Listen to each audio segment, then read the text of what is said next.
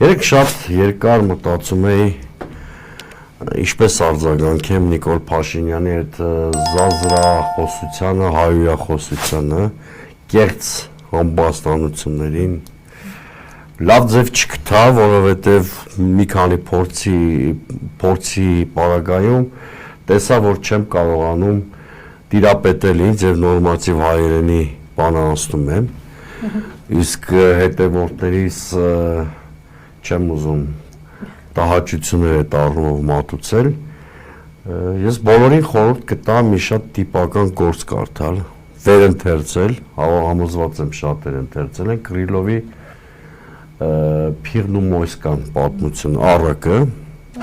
եւ անպայման Մոսկվայի տեղում պատկերացնել Նիկոլ Փաշինյանին, որտեղ Մոսկան հրաշալի մարմնավորում է Փաշինյանի կերպարը, Կրիլովից ավելի պերճախոս չեմ կարող նկարագրել։